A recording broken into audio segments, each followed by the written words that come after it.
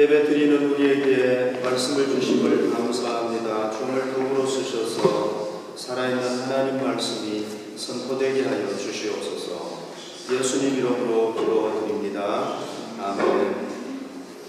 아브라함이 이집트 여종 하갈과 동침해서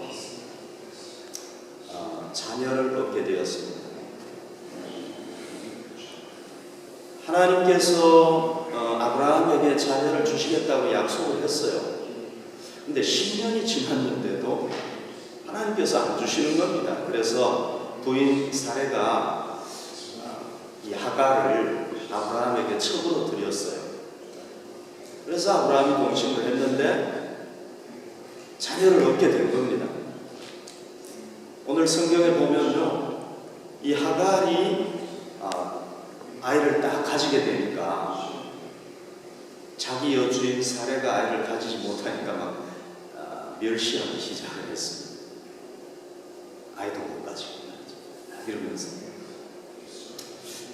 그런데 여러분, 그 멸시한 대가가 어떻게 됐습니까? 여주인이 가만히 있겠습니까? 그래서 하갈을 아주 지독하게 학대를 했습니다. 종이 여주인한테 그렇게 하는 것도 이건 말이 안 되는 건데, 자기가 아이를 좀 가졌다고 그렇게 여주인을 멸시할 수가 있겠습니까? 그래서 학대를 하게 됐어요. 그 학대가 얼마나 모질었는지 도저히 그 집에서 살 수가 없었어요. 그래서 어떻게 했냐면 도망을 쳤습니다.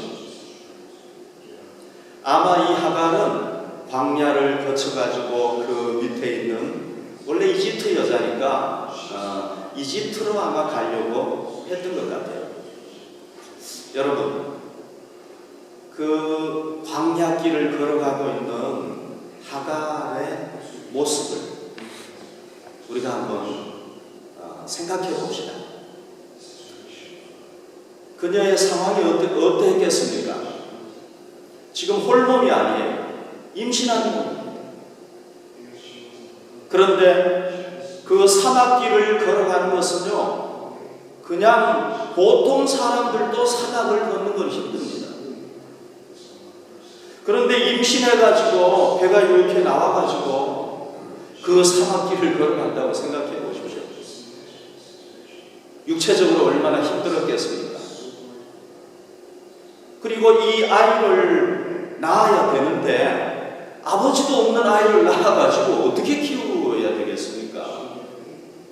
장래가 걱정되지 않을 수 없습니다. 여러분, 10년, 20년이 걱정이 아니라 당장 몇 개월 후가 걱정입니다. 아이를 낳으면은 한 사람 살아야 되는 게 아니라 두 사람이 살아야 됩니다. 그 생활비를 누가 해결해줘요? 이런저런 앞에 문제를 생각했을 때 이 하갈은 너무 고통스러웠을 것입니다. 이런 생각은 없었겠습니까? 내가 왜 여주인을 멸시했던가? 그런 후회도 있었을 것이고, 지금이라도 그냥 돌아갈까? 아니야, 못 돌아가지. 안 되지, 이제. 여러 가지 생각이 많았을 것이고, 고통스러웠겠죠. 얼마나 그 마음에 고통이 왔겠습니까? 여러분, 하갈이 이렇게 마음에 큰 번민과 고통, 정신적으로, 육체적으로 이런 어려움이 왔을 때 어떻게 했습니까? 성경 말씀에는 그녀가 어떻게 했는지 나와 있습니다. 여호와께서 내 고통을 들으셨습니다. 그랬죠? 여호와께서 그녀의 고통을 들었다는 겁니다. 제가 번역 성경을 여러 개를 참고해서 봤어요. 우리나라 공동 번역, 새 번역, 현대인의 성경 다 보니까요. 그 내용이 어떤 거냐 하면은, 하갈이 너무 고통스러워서 하나님 앞에 부르짖었다는 거예요. 그랬더니 하나님께서 그녀의 고통을, 그러니까 부르짖었다. 그래서 여기 보면은 고통을 들으셨다는 얘기는 뭐냐면 그녀가 부르짖었다는 얘기예요. 하나님 앞에 부르짖은 겁니다. 하갈이 어떻게 하나님을 알았느냐? 아브라함 집에서 살았으니까 당연히 하나님을 알았다고 봐야 되겠죠. 그 하나님 앞에 너무 고통스러우니까 막 부르짖은 겁니다. 자, 하갈이 하나님 앞에 부르짖었을 때, 고통 중에 부르짖었을 때 어떤 사건을 경험했는지 아십니까? 성경을 봅시다. 7절을 보면요, 아마도 하갈은 지금 막 광야 길을 걸어가다가 육신적으로도 지치고 목이 가래가지고 광야의 샘물 곁에 머물렀던 것 같아요. 목을 죽이기 위해서. 그런데 여러분, 그때 누가 나타났느냐 하면 여호와의 사자가 광야의 샘물 곁에서 그를 만난다. 그러니까 여기서 여호와의 사자라는 것은 뭘 얘기하느냐 하면요, 영어 성경에도 여러분 보시면 The angel of the Lord라고 있고요. 독일어 성경에도 Der Engel des Herrn 그랬어요. 그런데 많은 성경학자들은 여기서 하나님의 사자라고 했을 때 이 사자는요, 보냄을 받은 자, 그런 의미예요. 하나님으로부터 보냄을 받은 자라는 의미인데 단순하게 여기서 천사가 아니다 이렇게 봤어요. 그러면 누구냐? 구약 시대에 보면 성경에 성자 예수님께서 활동하신 게 여러 부분에 나타나요. 여기 하나님의 사자는 단순히 천사가 아니라 구약 시대에 활동하신 성자 예수님이었을 것이다 이렇게 봐요. 왜냐하면요, 하갈이 나중에 고백하기를 뭐라고 고백하냐? 내가 하나님을 만났다 이렇게 고백하고 있고요. 내가 하나님을 만났는데도 불구하고 여러분, 하나님을 본 사람들은 다 죽게 돼 있어요. 왜? 우린 죄인이기 때문에 거룩하신 하나님을 볼 수가 없는 겁니다. 그런데 하갈이 뭐라고 얘기를 했냐면 내가 그 하나님을 만났는데도 내가 죽지 않았다 하고 경이로운 표현을. 그래서 여기 여호와의 사자는 구약 시대 때 활동하셨던 예수님일 것이다 이렇게 추측을 합니다. 그렇다면 여러분, 하갈이 고통 중에 하나님 앞에 부르짖었더니 어떻게 했습니까? 하나님께서 그녀의 고통을 들으셨고, 그리고 하나님께서 그녀에게 나타나신 겁니다. 아마 하갈은요, 자기 생애 처음으로 하나님을 직접 대면했을 겁니다.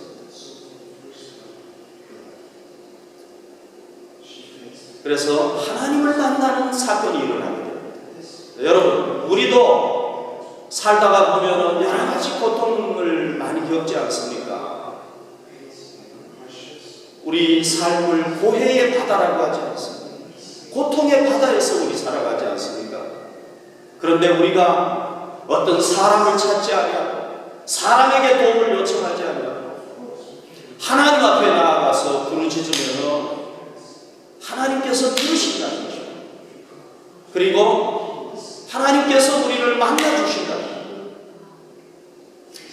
저도 10수년 전에 막 어려움이 한꺼번에 왔어요. 가정적인 어려움, 교회적인 어려움, 자녀들에게 어려움, 막 어려움이 한꺼번에 오니까 막 감당을 못하겠더라고요. 그래서 하나님 앞에 금식하면서 간절하게 부르짖어 기도했어요. 그랬더니 하나님께서 제 기도, 부르짖는 기도를 들으시고 저에게 찾아오셔서 말씀해 주셨어요. 그래서 제 생애 처음으로 하나님의 음성을 듣는 은혜를 제가 누릴 수 있었습니다. 여러분들이 기억하셔야 될 것은요, 하나님은 우리가 고통당할 때 더 우리를 돌보시기를 원하시고, 하나님은 우리가 고통당할 때 그분 앞에 나아가서 간절하게 부르짖어 기도하면 들으신다. 그리고 우리를 만나주신다. 오늘 이 하갈의 사건을 통해서 우리가 그것을 깨달을 수 있기를 바랍니다. 하갈의 고백을 한번 보십시다. 하갈이 이렇게 고백을 했습니다. 13절에 보면 자기에게 이르신 여호와의 이름을 나를 살피시는 하나님이다, 이렇게 표현을 했습니다.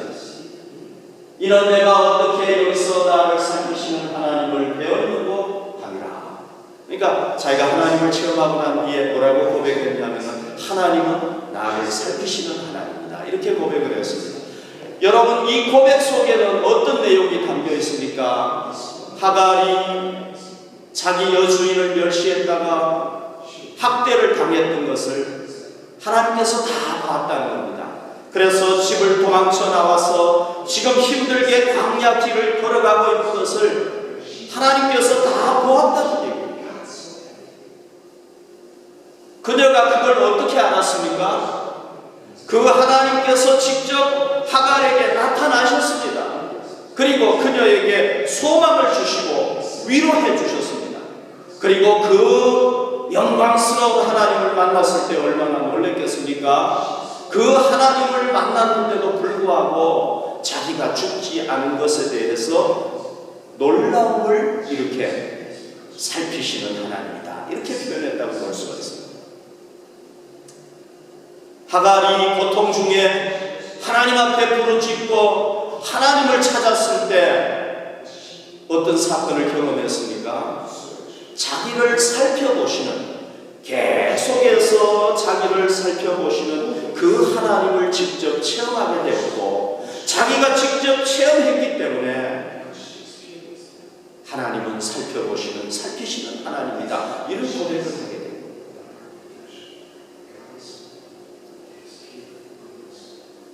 여호와 하나님은 어떤 분입니까? 성경에 나타난 여호와 하나님은 어떤 분입니까? 그분은 분명히 우리와는 다른 차원의 세계에서 사시는 분입니다.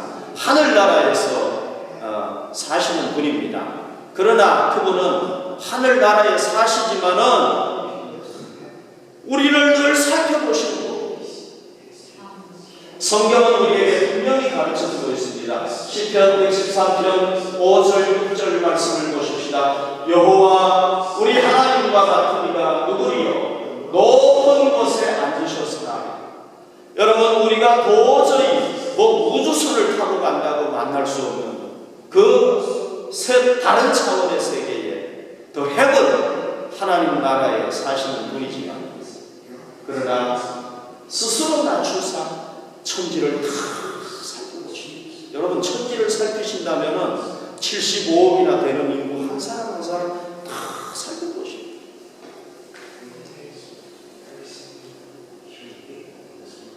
성경에서는요, 우상을 이렇게 표현하고 있습니다. 사람들이 만든 우상들은 금과 은이요. 시편 115편 4절 8절. 사람들은 금으로 우상을 만듭니다. 은으로 우상을 만듭니다. 왜? 최고 좋은 재질이 금과 은이기 때문에.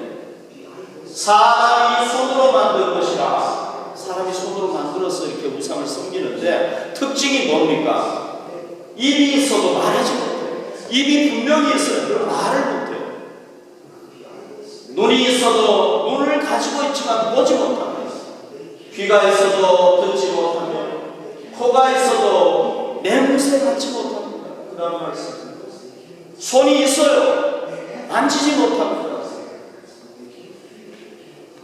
발이 있어도 걷지 못하며, 목구멍이 있어도 작은 소리조차 내지 못합니다. 우상들을 만드는 자들과 그것을 의지하는 자들이 다 그와 같이 아무 소용이 없는 걸 섬기는 겁니다. 사람들의 숭배를 받지만은 행할 능력이 전혀 없는 존재가 우상인 것입니다. 여러분, 우리 하나님은 우상하고는 완전히 다른 분입니다. 그분은 전지전능하신 분입니다. 온 세상에 다 계시는 분입니다. 다 살펴보시는 분입니다.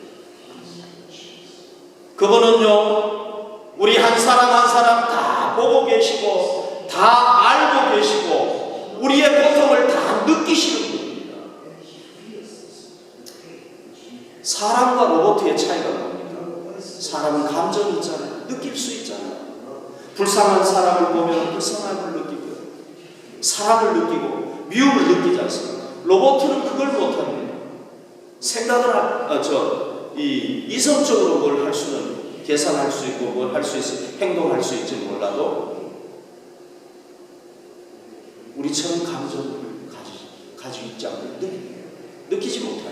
근데 하나님은요, 알고 깨달을 뿐만 아니라 우리의 고통을 다 치니까 느끼시는 거예요. 우리처럼. 다윗은 이렇게 고백을 했습니다. 시편 139편 7절 8절 내가 주의 영을 떠나 어디로 가며 주의 앞에서 어디로 피하리까. 내가 하늘에 올라갈지라도 거기 계시며 스월에 내 자리를 펼지라도 거기 계시나. 하나님은 계시지 않는 것이 없다는 것입니다. 다윗이 이 하나님을 직접 체험하고 이렇게 고백하는 것입니다. 이스라엘 백성들이 누구 앞에서 신앙생활하는 것입니까? 이분의 눈앞에서 신앙생활을 했습니다. 오늘 그리스도인들은 누구 앞에서 신앙생활하는 것입니까? 우리를 다 지켜보시고 아시고 느끼시는 이분 앞에서 우리가 신앙생활을 하는 것입니다. 그런데 우리가 이걸 깨닫지 못하고 체험하지 못하면 어떻게 됩니까? 습관적으로 신앙생활하게 돼요. 위선적으로 신앙생활하게 돼요. 나 좋으라고 신앙생활하게 돼요. 남 보이기 위해서 신앙생활하게 돼요. 참 신앙생활이 되지 못해요.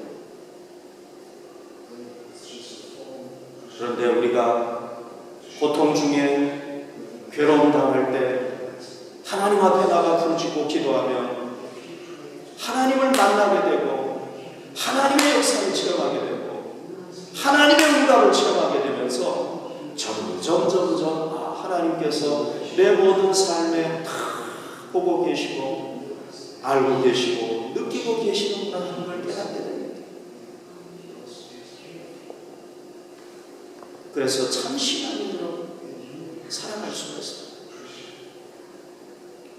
여러분, 우리가 고난당하고 고통당하고 내 고통을 그 누구보다도 잘 아시고 느끼시고 깨달으시는 주님 앞에 가십시오. 부르짖어 기도하십시오. 그러면 살피시는 하나님을 우리도 체험할 줄 믿습니다. 이 하갈이요, 고난 중에 하나님 앞에 기도했다가 체험한 사건이 그것뿐만이 아닙니다. 하나님께서 이 하갈에 가지고 있던 자기의 힘으로서는 도저히 해결할 수 없고 돌이킬 수도 없었던 이 문제를 이미 엎질러진 물 아닙니까? 그런데 이 문제를 하나님께서 다 해결하셨어요. 그래서 그의 문제가 완전히 해결되어 버리고 말았습니다. 하갈의 문제를 해결해 주신 이 하나님이 바로 우리 하나님. 아멘. 이분이 우리 하나님. 하나님께서 하갈의 문제를 어떻게 해결해 주셨는지 보십시오. 9절 말씀을 보면 여호와의 사자가 그에게 이르되 내 여주인에게로 돌아가서 그 수하에 복종하라. 이렇게 명령을 했습니다. 주인에게 다시 돌아가라는 겁니다.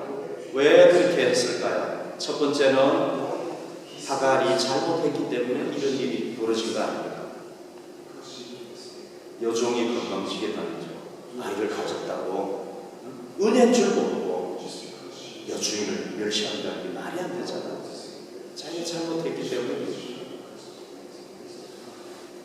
그 다음 두 번째는 여종으로서 그 가정에 보내주었는데 뭐 지금 시대를 생각하시면 안 됩니다. 3,500년 전 시대. 그때는 종은 영원한 종이에요. 그 집에 가면 그 집 귀신이 되어야 됩니다. 종이 자기 직무를 이탈하는 것도 바람직하지 않죠. 가장 중요한 건 뭐냐 하면 그렇게 해서 이집트로 가면은 그 이집트는 어떤 곳입니까? 세상으로 내려가는 거나 마찬가지입니다. 하나님을 향해서 가다가 세상으로 가는 거나 마찬가지입니다. 거기는 우상 천국이고 죄악의 도시 아닙니까? 바람직하지 않기 때문에 하나님께서 주인에게로 돌아가서 네가 잘못한 것을 빌고 그 주인에게 복종해라. 그래서 하갈은 돌아가서 하나님의 말씀대로 순종했습니다. 여기서 우리가 보면요, 하나님은 하갈이 그 어떤 문제 때문에 그렇게 됐고 어떤 문제를 가지고 있었는지를 다 알고 계세요. 하갈이 얘기 안 해줬는데 다 알아요. 알 뿐만 아니라 뭘 하실 수 있느냐 하면요, 그 문제에 대한 정확한 해결책, 공정한 해결책을 주실 수 있는 거예요.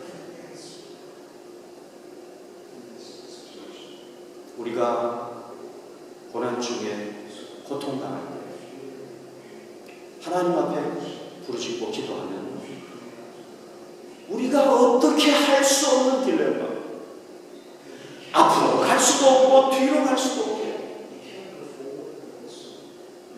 기가 막힌 웅덩이에 빠지는 경우가 있어요. 그런데 그때도 하나님은 우리를 그 문제를 다 아시고 해결책을 주실 수 있는 겁니다. 아멘. 저는 제 인생에서 그걸 많이 경험을 했어요.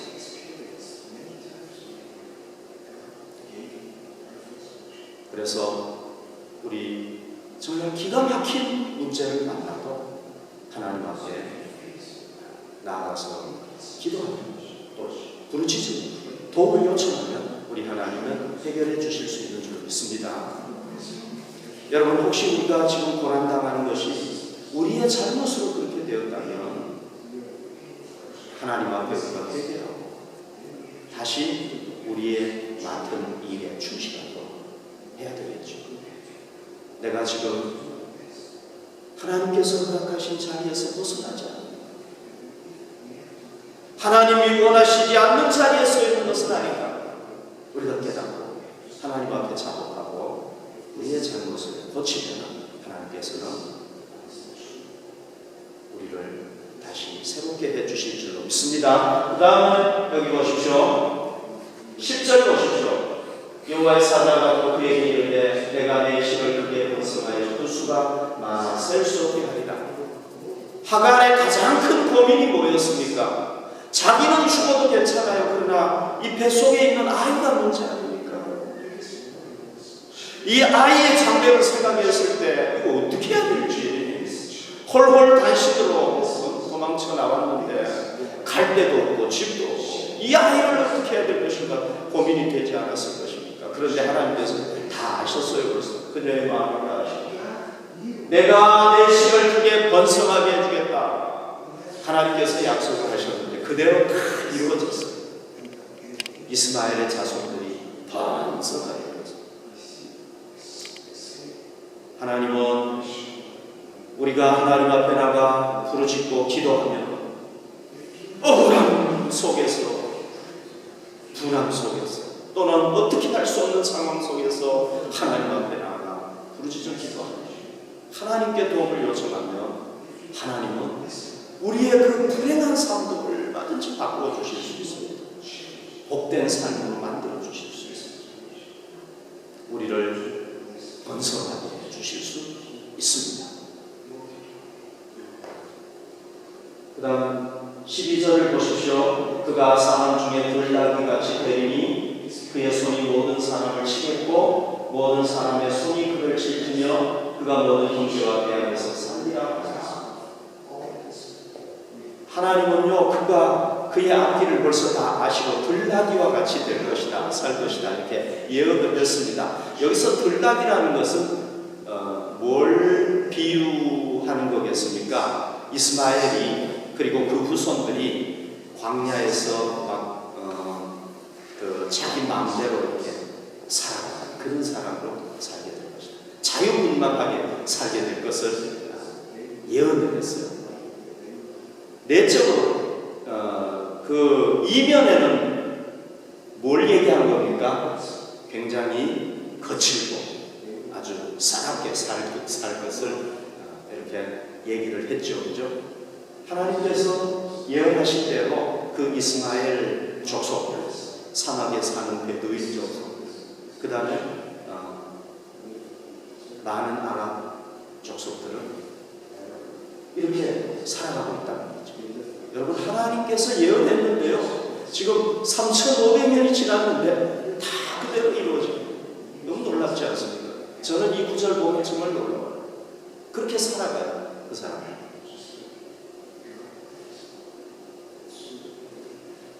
모든 사람들과 막 이렇게 그냥 치고받고 살아가는 겁니다. 자, 여러분, 우리 하나님은 여기서 뭘 발견할 수 있느냐면요, 우리의 모든 미래, 우리 자손들의 미래, 100대 후손들 미래까지도 다 알 수 있는 거예요, 우리 하나님. 우리는 못 봐요. 우리는 5분 앞도 못 봐요. 여러분, 우리가 만약에 5분 앞을 볼 수 있다면 최소한도 5분은 더 살 수 있지 않겠습니까? 5분 안에 우리가 죽는다고 그러면. 그런데 우리는 5분 앞도 내다보지. 5분이 뭐예요? 1분 앞도 내다보지 못하죠. 하나님은 다 아십니다. 그래서 우리가 아무리 길이 없다고 할지라도, 아무리 미래 소망이 없다고 할지라도 하나님 앞에 부르짖어 기도하고 하나님의 도움을 요청하면 하나님은 능히 세계를 여시고 우리에게 소망을 주실 수 있는 분인 줄로 믿습니다. 여러분, 우리 인류가 가진 가장 고통스럽고 탄식할 수밖에 없는 문제가 뭡니까? 우리가 가진, 온 인류가 다 가진 가장 고통스럽고 탄식할 수밖에 없는 문제가 뭡니까? 그거는 죄 문제예요. 죄. 의롭게 살아보려고 노력하는데 또 넘어지고 이 죄를 어떻게 할 것인가? 죄 문제 때문에 탄식해요. 지금 우리 이 인류의 갈등이, 모든 갈등이 다 어디서 나온 겁니까? 다 죄 때문에 나온 거 아닙니까? 사람들이 다 법을 지키면서 살아간다면 세상 법뿐만 아니라 하나님의 법을 지키면서 살아간다면 우리한테 갈등이 있겠습니까? 전쟁이 있겠습니까? 이 죄 문제, 또 죄는 뭐하고 연결해요? 죽음의 문제하고 연결이 되는 겁니다. 이걸 우리가 해결할 수가 없습니다. 하나님께서는 우리의 인류의 탄식과 고통을 다 아시고 2000년 전에 그 아들 예수 그리스도를 이 땅에 보내주셨습니다. 그래서 우리 죄를 그분에게 다 지우시고 십자가에 죽게 하심으로 우리 죄 문제를 다 해결해 주시고, 죄가 해결되니까 그분이 부활하심을 통해서 우리가 다시 살아나게 된다, 영생을 얻게 된다, 부활하게 된다는 걸 보여주신 겁니다. 여러분, 이것은 제가 얘기하는 것이 아닙니다. 성경이 얘기하는 겁니다. 히브리서 2장 17절, 그러므로 그가 범사의 형제들과 같이 되시니 마땅하도다. 예수님께서 왜 인간의 몸을 입고 이 땅에 오셨습니까? 이는 하나님의 입에 자비하고 신실한 대제사장이 되기 위해서. 대제사장은 죄를 대신해서 하나님 앞에 간구하는 존재고, 우리 죄를 대신해서 짊어지기 위해서 오신 분이라는 대제사장이며 백성의 죄를 소망하는 것입니다. 우리가 예수님을 통해서 고통하고 탄식하는 죄 문제를 해결할 수가 있는 것입니다. 그 다음 말씀을 보십시다. 히브리서 2장 14절 15절, 자녀들은 혈과 육에 속하였으되 그도 또한 같은 모양으로 혈과 육을 함께 지니시고. 왜 그분이 인간의 몸을 입고 이 땅 인간으로 이 세상에 태어나셨는가? 죽음을 통하여 그분이 우리 대신 죽으심으로 말미암아 죽음의 세력을 잡지 않고 마귀를 멸하시며 죽기를 무서워하고 한평생 매여 존경한다고 모든 자들을 놓아주게 하십니다. 우리가요, 이 죄와 죽음의 문제를 우리 살면서 해결하지 못하면 다른 문제는 다 부수적인 문제입니다. 이게 가장 중요하고 본질적이고 심각한 문제입니다. 이 문제가 해결되지 않으면 나머지 문제 해결해도 진짜 우리 인생의 문제를 해결했다는 보기 어려운 겁니다. 그래서 하나님께서는 우리 고통의 가장 본질적인 게 뭐냐? 가장 간직하는 문제가 그건 죄와 죽음의 문제가 아닌 것을 아시고 우리를 이렇게 구원해 주신 거예요.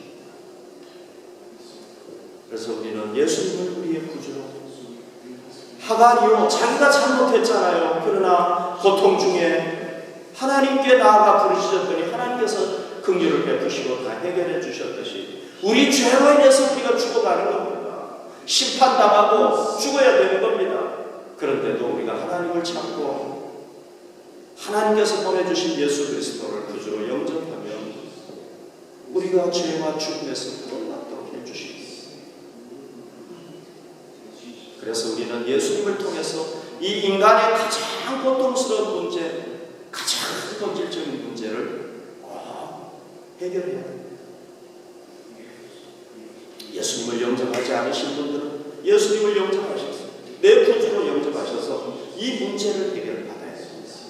마지막으로 성경 구절을 하나 들어주십시오. 시편 119편 17절 우리가 잘 아는 말씀이죠. 고난당하는 것이 내게 유익이다. 어떻게 고난당한 것이 유익이 될 수 있겠습니까? 고난이 뭐가 좋습니까? 그런데 이렇게 고백을 했다는 것은 이로 말미암아 내가 주의 일을 예배를 배우게 되었나이다. 이 시편 저자의 고백도 이 사람의 그 삶의 그 상황을 우리가 본다면은 고난을 당했겠죠. 그러나 그 고난 속에서 하나님을 의지했더니 살아계신 하나님을 만났고 오히려 자기 삶이 변화되는 역사를 체험하면서 더 하나님께 가까이 가게 되면서 고난이 유익이었구나. 이것 때문에 내가 주님을 더 알게 되고 주님의 말씀에 더 순종하게 되었구나 하는 고백입니다. 우리가 살아가면서 고난을 당하고 힘든 일을 당할 때마다 내 지혜로만 해결하려고 하지만 그런 일이 있을 때마다 사람을 의지하지 말고 살아계신 하나님께 나아가면 우리가 우리의 부르짖음을 들으시고 유익이 되게 하실 줄로 믿습니다.